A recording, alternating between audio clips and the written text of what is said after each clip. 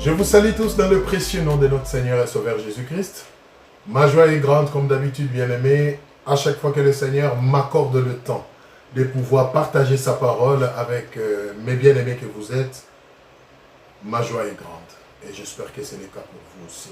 Nous allons prier pour recommander ce moment entre les mains du Seigneur, si vous voulez bien. Oui, Seigneur, nous sommes encore là pour toi. Parle-nous, enseigne-nous, fais-nous du bien par ta parole. Au nom de Jésus-Christ.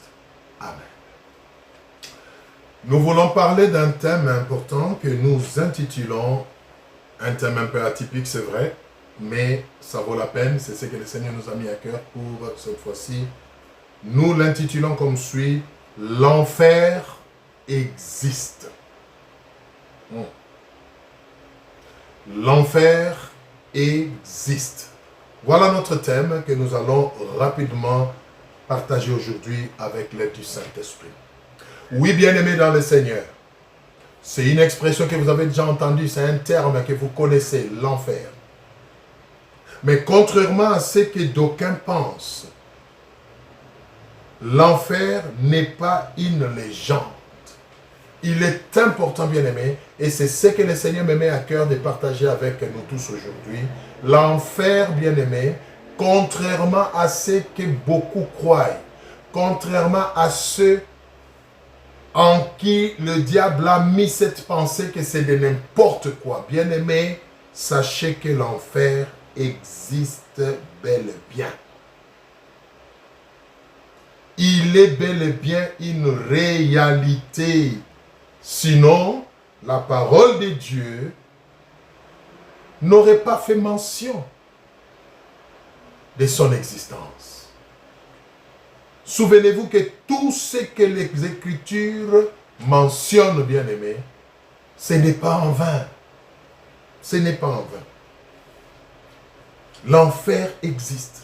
Et la parole de Dieu nous en parle. Nous devons être attentifs au lieu de faire semblant, au lieu d'ignorer, au lieu de se dire c'est n'importe quoi, au lieu de se dire ça ne me concerne pas. Moi, je crois qu'à un moment donné, il faut s'arrêter et se poser la bonne question. Est-ce que vraiment il existe? Et chercher à en savoir plus. C'est important. En effet, la parole de Dieu, qui est la Bible, utilise des expressions telles que étang de feu, la gêne, il y en a qui disent Géhenne, moi je préfère dire la gêne, le feu éternel, etc. pour parler de l'enfer. Vous allez peut-être chercher du début à la fin de la Bible, trouver le terme enfer. Vous n'allez pas le voir peut-être. Vous allez dire, mais écoutez, donc ça n'existe pas. Non, non. La parole de Dieu en parle. Et dans des expressions, nous allons le découvrir tout à l'heure, tel que je viens de vous dire, le feu éternel, les temps de feu, la gêne, l'abîme, la parole de Dieu en parle. Nous allons le découvrir ensemble. Et si il n'existait pas, la parole de Dieu n'allait pas les mentionner. Prenons un premier passage, bien-aimé, Apocalypse 19, 20. Et la bête fut prise, et avec elle les faux prophètes, qui avaient fait devant elle les prodiges par lesquels il avait séduit ceux qui avaient pris la marque de la bête et adoré son image. Ils furent tous les deux jetés vivants dans les temps ardents de feu et de soufre. Ils furent tous les deux jetés vivants dans les temps de feu et de soufre. C'est ça l'enfer. Prenons un deuxième passage. Matthieu 10, 28. Ne craignez pas ceux qui tuent les corps et qui ne peuvent tuer l'âme. Craignez plutôt celui qui peut faire périr l'âme et le corps dans la géhenne. La géhenne, pour dire l'enfer. Nous venons de voir les temps de feu et de soufre. Là, c'est la géhenne. Donc, la Bible utilise des expressions comme ça. Prenons encore un autre passage pour asseoir tout ça. Matthieu 5, 22. Nous étions dans Matthieu 10. Nous reculons dans Matthieu 5, 22. Mais moi, je vous dis, quiconque se met en colère contre son frère est passible du jugement. Que celui qui dira à son frère Raka, c'est-à-dire imbécile, mérite d'être puni par les Sahédrins, et que celui qui lui dira insensé mérite d'être puni par le feu de la géhenne. Oui. Donc voilà un peu des expressions que la parole de Dieu utilise pour parler de l'enfer. La géhenne, le feu de la géhenne, le temps de feu, l'abîme, le temps de feu et de soufre. Et comme nous venons de dire, bien aimé, si cela n'existait pas, je ne vois pas pourquoi le Seigneur se donnerait la peine d'inspirer qu'on puisse reprendre ces choses dans la parole de Dieu. Deuxième chose que nous devons savoir, donc nous devons reconnaître que l'enfer existe parce que la Bible en parle et il l'appelle par certaines expressions que nous venons de voir. Et deuxième chose que la parole de Dieu fait, c'est quoi? C'est que, en plus de le mentionner, de nous confirmer qu'il existe, la parole de Dieu nous décrit l'ambiance de l'enfer. Alléluia. Donc, elle ne nous parle pas seulement de l'enfer, mais nous en donne aussi les caractéristiques. Et tout ça, nous trouvons dans la parole de Dieu. Oui, vous vous dites, mais oui, mais l'enfer existe, oui. La parole de Dieu appelle ça étang de feu, d'accord. Mais c'est quoi l'enfer? Qu'est-ce qu'il y a là-bas? Qu'est-ce qui va se passer? Nous allons le découvrir. Et au même moment, nous allons découvrir qui ira et qui n'ira pas. Parce qu'il existe, et donc il y a des gens qui iront en enfer. Alléluia. Mais béni soit le Seigneur, vous qui m'entendez aujourd'hui, vous avez encore le temps de décider où vous voulez y aller. Vous voulez y aller ou pas? Vous pouvez encore. Et c'est ça la bonne nouvelle ce soir. Aussi longtemps que l'homme vit encore, il peut choisir d'aller en enfer ou pas. Et nous verrons toutes ces choses-là. Donc la parole de Dieu nous en parle pas seulement, mais nous en donne aussi les caractéristiques, c'est-à-dire ce qui s'y passera. Qu'est-ce qui va se passer en enfer? Ceux qui vont aller en enfer, qu'est-ce qui va se passer là-bas? Il y a quoi là-bas en enfer? Quelle est l'ambiance qui règne là-bas? Nous allons découvrir ça dans la parole de Dieu. Nous prenons notre premier passage, Luc 16, 19 à 31.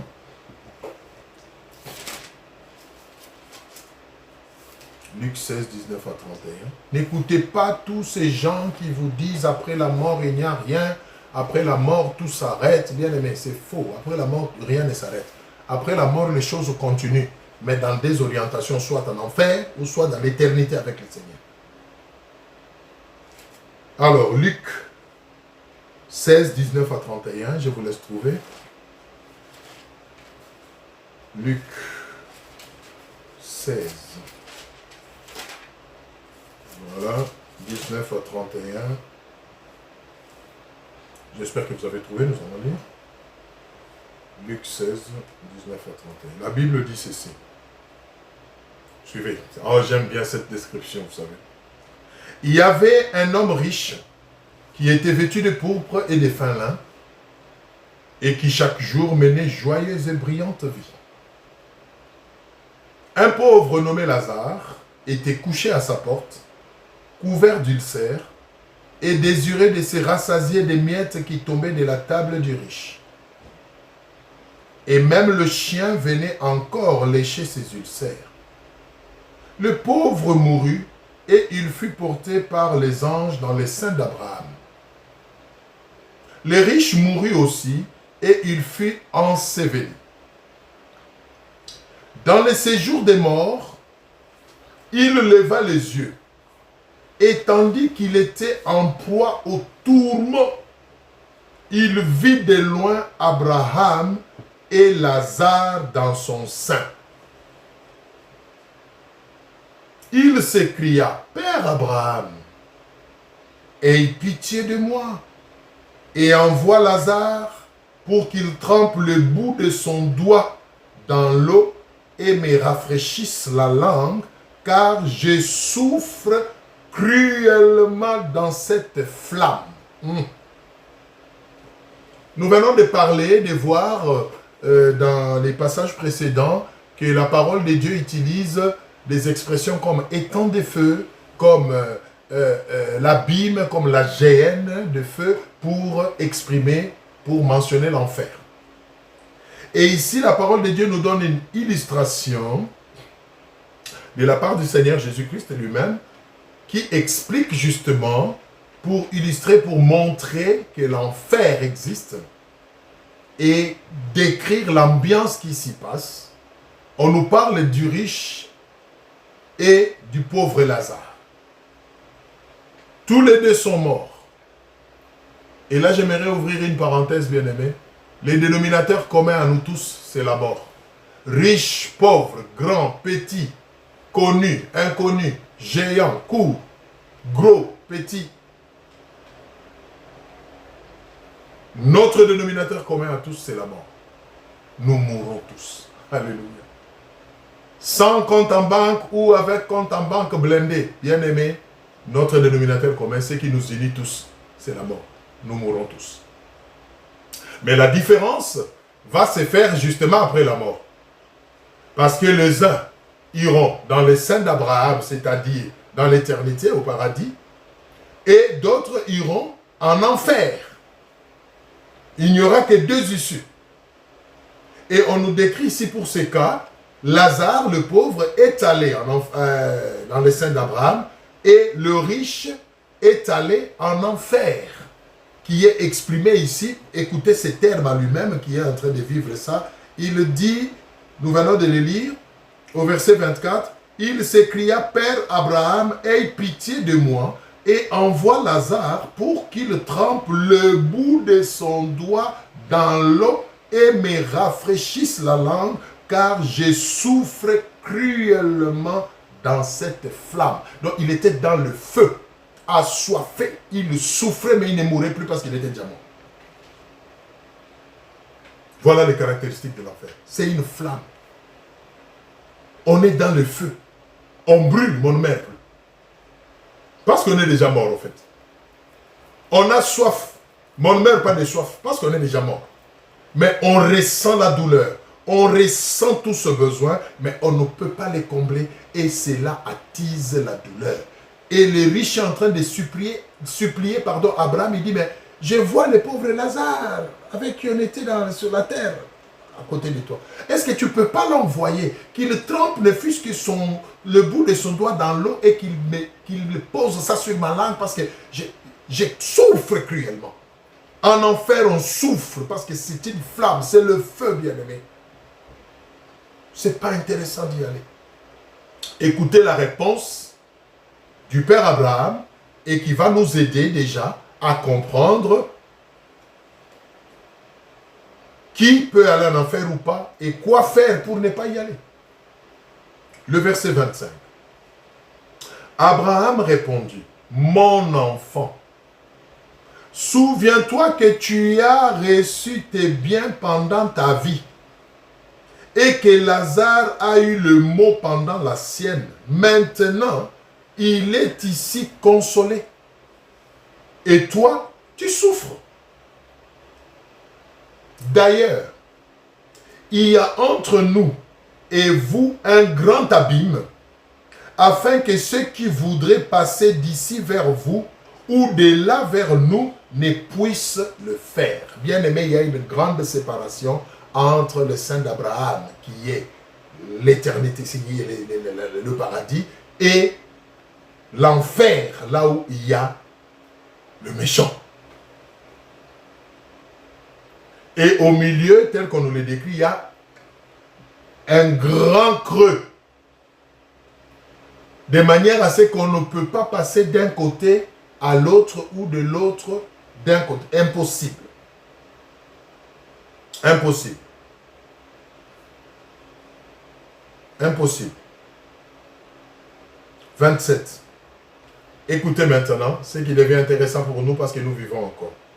Les riches disent, je t'ai pris donc, alléluia, ô Seigneur, je t'ai pris donc, Père Abraham, d'envoyer Lazare dans la maison de mon père, car j'ai 5 frères.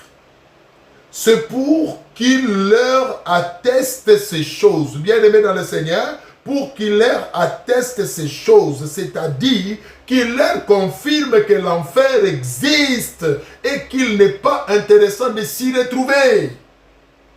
Je souffre cruellement dans cette flamme. J'ai soif, je n'ai pas à boire. J'ai mal, mais je ne meurs pas. La mort n'existe plus, mais je ressens toutes mes douleurs. Je brûle, mais je ne me consume pas. C'est ça l'enfer.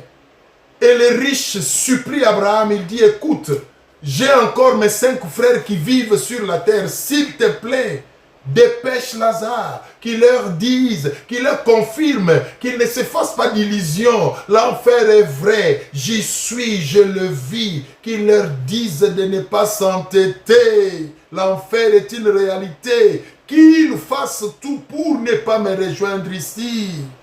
Bien-aimés, oh, je sais que nous qui prêchons la parole de Dieu, des fois nous sommes pris pour des stupides. Nous sommes pris des fois pour des gens qui perdent la tête. J'ai entendu les gens dire c'est de n'importe quoi, ce sont des rêveries. Mais un jour, vous vous rendrez compte que ce n'était pas des rêveries, mais que c'était des vérités que nous étions en train de vous attester de la part du Seigneur. Oh, ma prière, que ces jours-là ne soient pas trop tard. Comme les riches, ils ne pouvaient plus revenir en arrière. Comme les riches, ils ne pouvaient plus changer de position. C'était consommé, bien aimé. Mais il a pensé à ses frères, il a dit non, ne fût-ce que mes 5 frères qui sont restés, qu'ils ne viennent pas. Allez leur dire, s'il vous plaît, qu'ils ne viennent pas en ces lieux. Il n'est pas intéressant. Bien aimé, l'enfer existe. Et il est pénible. Il est pénible d'y aller.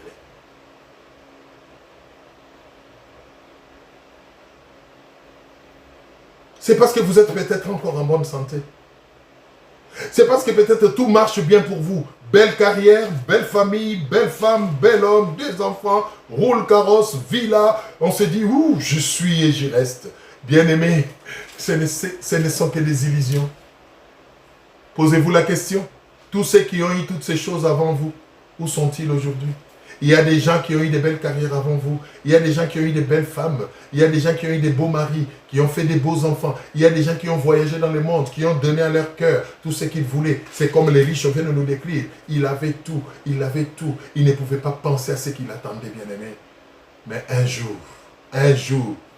le dénominateur commun de tous les hommes, la mort, a frappé à sa porte. Bien-aimé, quand la mort frappe à la porte, qui que tu sois, où que tu sois, dans les airs, dans les eaux, dans ta villa, dans ta piscine, dans ta banque en train de signer un contrat important, où que tu sois, bien-aimé, quand la mort frappe à ta porte, elle t'emporte. Et c'est en ce moment-là que tout s'arrête. Et d'autres réalités commencent. Mais béni soit le Seigneur, parce que vous qui m'entendez, vous vivez encore. Béni soit le Seigneur, parce que moi et vous, nous sommes encore en vie. Voilà pourquoi la Bible dit, cherchez l'Éternel pendant qu'il est prêt. Souvenez-vous de votre Créateur pendant que vous vivez encore. Parce qu'après la mort, c'est trop tard. C'est ce qui est arrivé à Lazare ici. Aux riches. Il supplie Abraham. S'il te plaît, Abraham, j'ai 5 frères qui vivent encore sur la terre. Je ne veux pas qu'ils me rejoignent ici. S'il te plaît, envoie Lazare. Envoie Lazare leur prévenir, leur attester ces choses, que l'enfer est vrai, l'enfer existe. Je n'y croyais pas quand j'étais en vie, quand j'ai roulé carrosse, quand j'ai mené ma vie comme je voulais. Je croyais que c'était une légende. J'ai rejeté même ceux qui m'en parlaient. Mais là, je suis en train de le vivre. Oh, c'est atroce qu'ils ne viennent pas ici, s'il te plaît. Écoutez la réponse de Lazare, du père Abraham.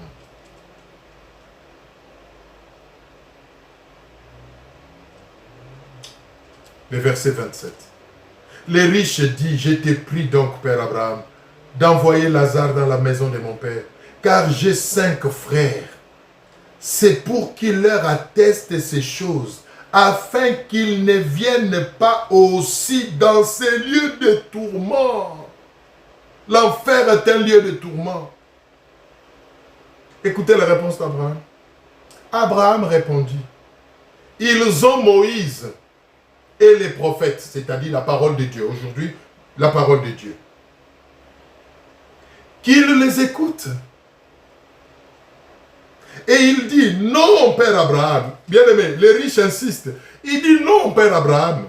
Si quelqu'un des morts va vers eux, ils se repentiront. Et Abraham lui dit, c'est faux. S'ils n'écoutent pas Moïse et les prophètes, c'est-à-dire la parole de Dieu, ils ne se laisseront pas persuader, même si quelqu'un des morts ressuscitait. Alléluia. Bien aimé, la solution est là. Tout est là dans cette histoire. L'enfer existe. Et nous voyons ici quelqu'un qui régnait l'enfer, qui traitait ça de n'importe quoi, qui rejetait même ceux qui lui en parlaient. Après la mort, il s'y est retrouvé. Il a vu la réalité, mais c'était trop tard pour lui. Mais il est en train de pleurer pour ses frères qui sont restés encore en vie. Il supplie Abraham, dit à Lazare, qui a eu la grâce d'aller au paradis, de revenir sur la terre, d'aller attester à mes frères que c'est vrai, qu'ils ne fassent pas ce que moi je fais, qu'ils ne commettent pas l'erreur que moi j'ai commise, qu'ils ne rejettent pas cette notion. Elle est réelle, moi j'y suis et je le vis. Dites-leur, s'il te plaît, qu'ils croient, qu'ils puissent se repentir et qu'ils ne viennent pas ici. La réponse d'Abraham était claire. Et aujourd'hui, bien-aimés, c'est la réponse du Seigneur pour vous qui m'écoutez. Vous avez Moïse et vous avez les prophètes. Moïse représentait la loi.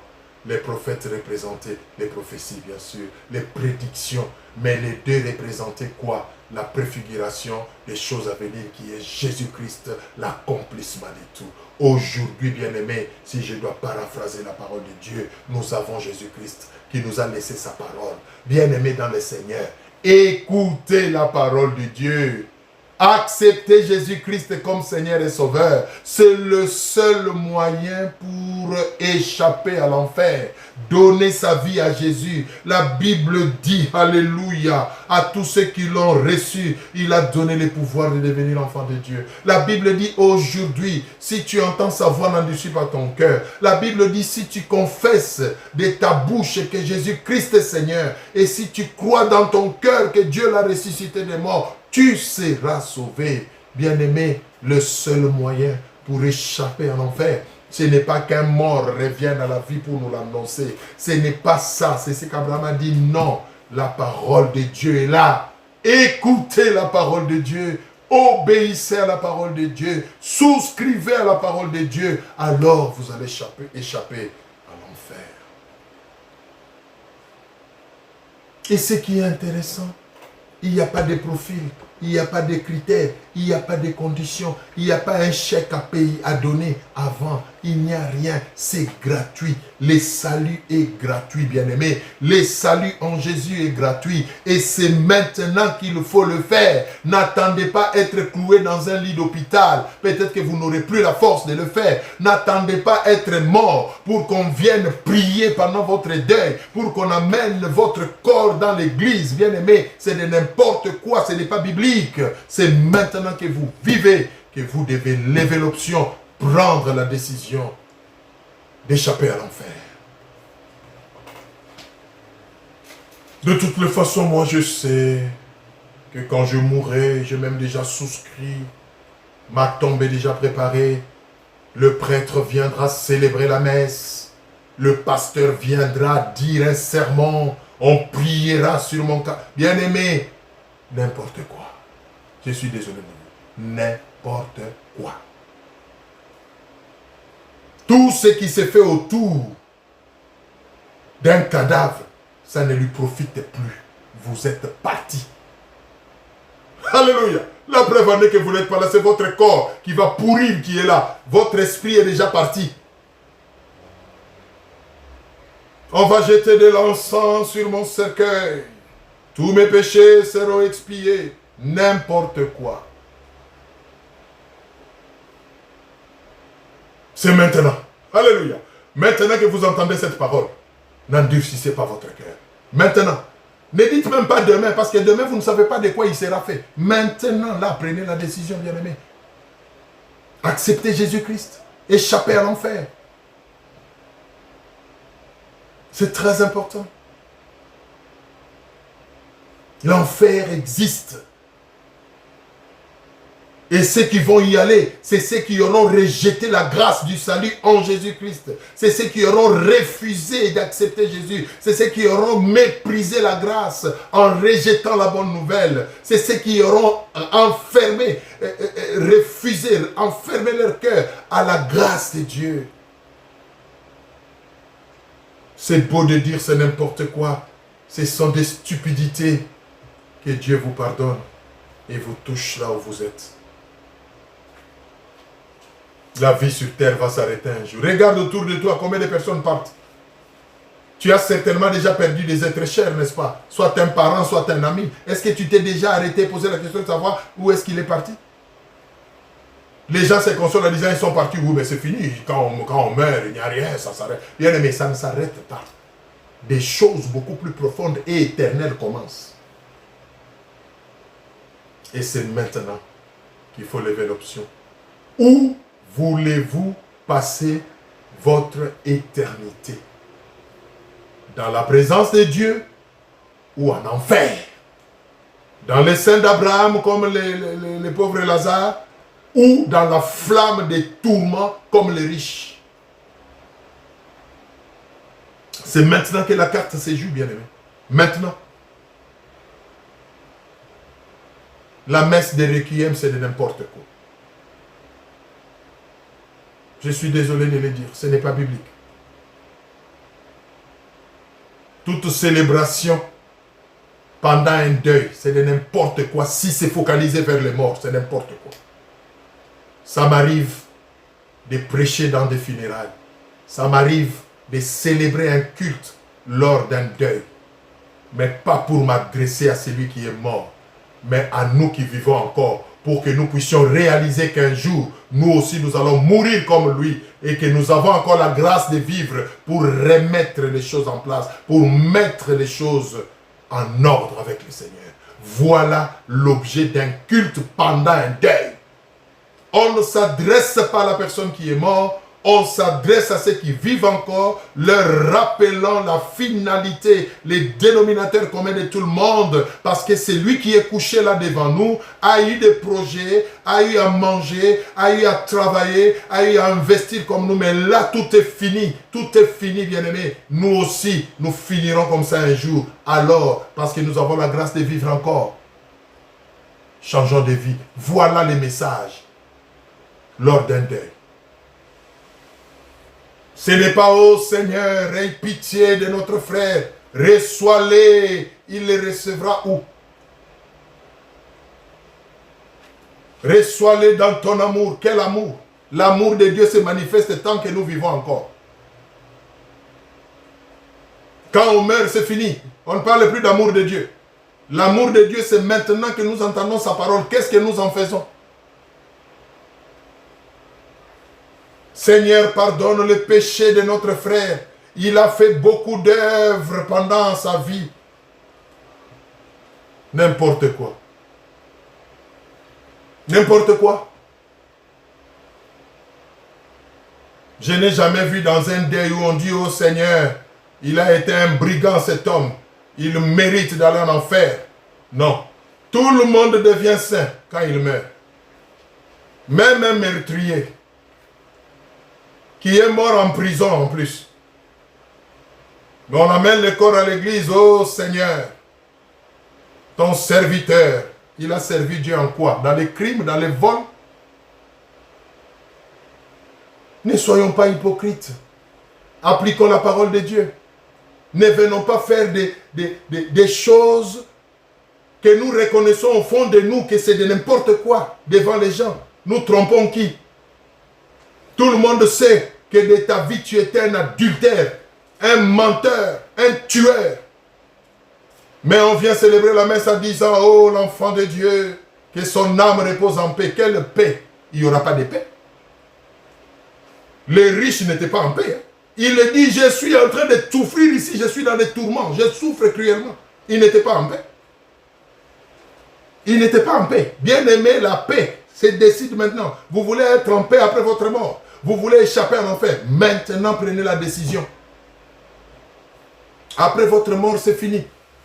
Toutes les hypocrisies qui tournent autour, Seigneur, reçois-le, Seigneur, Seigneur. Nous nous trompons par des faux raisonnements dans notre fort intérieur. Même celui qui célèbre la messe, il sait que c'est faux, tout ce qu'il dit. Il le sait. Il sait que c'est faux. Ben alors nous trompons qui? Demandons aux gens de croire au Seigneur pendant qu'ils vivent. Exhortons-le, même ceux qui sont malades dans des hôpitaux, avant de rendre le dernier soupir. Vous qui êtes des aumôniers, vous qui avez un ministère auprès des gens qui souffrent, parlez-leur de Jésus, amenez-leur à accepter Jésus. Ne les accompagnez pas à mourir sans Jésus, vous ne les aidez pas. Vous ne les aidez pas. Nous sommes en train de l'accompagner, qu'il finisse ses jours en douceur. Comment il va finir ses jours en douceur? Vous ne lui parlez même pas de Jésus. Finir les jours en douceur, c'est-à-dire quoi?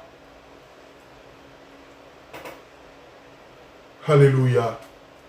Le Seigneur vous demandera les âmes de toutes ces personnes-là que vous semblez accompagner dans des moments de souffrance pour qu'ils meurent calmement, mais à qui vous ne parlez pas de Jésus. Vous passez à côté. Vous passez à côté. Ils iront en enfer. Ils iront en enfer. Parlez-leur de Jésus. C'est le seul moyen d'échapper à la mort éternelle. C'est le seul moyen d'échapper en enfer. Vous qui avez la grâce d'accompagner les vieilles personnes. Vous qui avez la grâce d'accompagner des gens qui sont en fin de vie. Parlez-leur de Jésus, bien-aimés. Vous aurez aidé ces gens. Mais vous allez leur parler de la vie. Vous les récitez. Vous leur faites des lectures avant de dormir. Vous les chantez avant de dormir. On l'accompagne en douceur. On ne peut pas accompagner quelqu'un en douceur si on ne lui parle pas de Jésus. Oh Seigneur, aide-nous. On va terminer par là, bien-aimé. Il y a beaucoup de choses à dire autour de ce sujet. Mais retenons une chose capitale aujourd'hui. L'enfer existe. Cette histoire, cette illustration que nous venons de lire nous décrit les choses clairement. Et le seul moyen d'échapper à l'enfer, c'est d'accepter Jésus-Christ comme Seigneur et Sauveur, de prendre la décision de vivre la vie de Christ, de vivre par lui et pour lui. Cessez de vivre pour vous-même. Vous n'êtes qu'un passager, vous n'êtes qu'un pèlerin sur cette terre. Posez-vous la question, ceux qui vous ont précédé, où est-ce qu'ils sont allés? Ceux à quoi vous aspirez aujourd'hui, ceux qui ont eu ces choses avant vous, où sont-ils maintenant? Qu'est-ce qu'ils sont devenus? Voilà des bonnes questions qu'il faut se poser dans la vie. N'avancez pas aveuglement. N'avancez pas aveuglement comme si vous y étiez, vous y restez sur cette terre. Vous êtes en train de passer. Chaque jour qui passe vous rapproche de la mort, bien-aimé. Mais dans quel état d'esprit?